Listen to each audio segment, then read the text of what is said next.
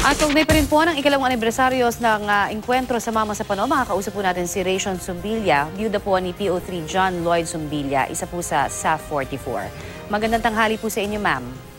Magandang tanghali din naman po, Ms. Connie. Opo, 2 taon na po ang nakakalipas. Makikikamusta lamang ho kami. Kamusta na po ang pamumuhay ninyo at nakuha niyo ho ba yung mga ipinangakong tulong ng nakaraang gobyerno sa inyo? Patuloy pa rin pong nagmo-move on dun sa nangyayari.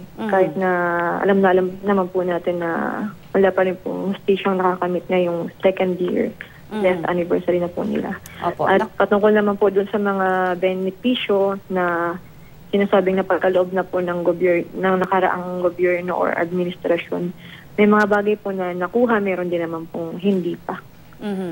Ma'am, kasama ho ba kayo dun sa dumalo kahapon sa pulong sa Malacanang? Yes po. Maaari niyo ho bang ikwento sa amin ano po yung pinakatumatak po sa inyo doon sa mga sinabi at ipinangako po ng Pangulo and ano po yung talagang ina-await ninyo na mangyari?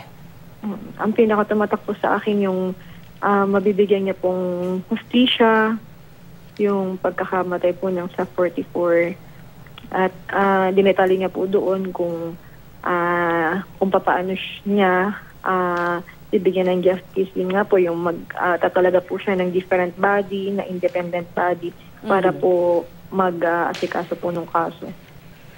Sinisisi rin po ng Pangulong Duterte si dating Pangulong Noynoy Aquino sa nangyari po sa Mama sa Pano. Ano po ang saloobin niyo tungkol dyan? Yung mga revelations po ni Pangulong Duterte kahapon, yun po yung matinding nakapagpabuhay pa po ulit ng galit sa amin sa nakaraang administrasyon po. Ano po ang balak ninyong gawin para dito po? Ano kasi gagawa nga ho ng bagong fact-finding body ang Pangulo para lalo pa hong mapaigting itong pinaplano pong kaso?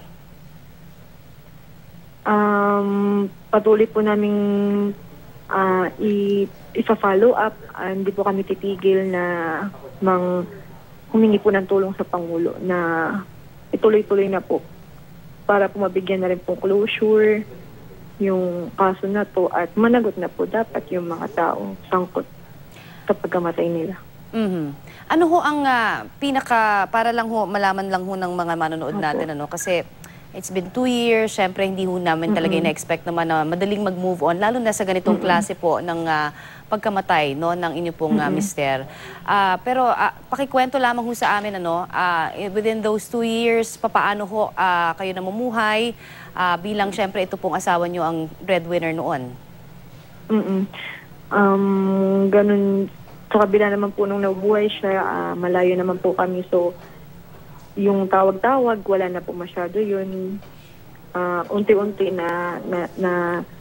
kumbaga po nalagpasan ko yun, na wala na po hinihintay na tawag, wala na pong makausap sa mga bagay-bagay na dapat pag-usapan. At saka po, syempre, ang focus ko po ngayon, trabaho, yung anak ko. Na lang po. Ano po yung mga naglilinger pa rin sa inyo pong isipan? Ano po yung mga bumabagabag pa rin sa inyong isipan magpahanggang sa ngayon?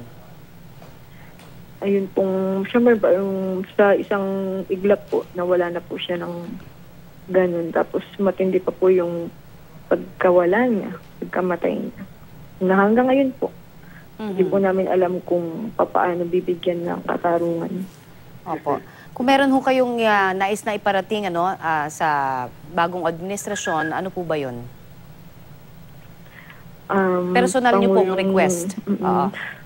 Pangulong Duterte, katulad po ng sinabi na mga kasamahan ko kahapon, isa lang po hinaing namin, mabigyan po sana ng justice yung sa 44. Alright, ma'am. Magpapasalamat po kami sa inyo pong ibinigay sa aming oras. Salamat din po. Yan po naman si Mrs. Rayshon Zumbilya, ang byuda po ni PO3 John Lloyd Zumbilya.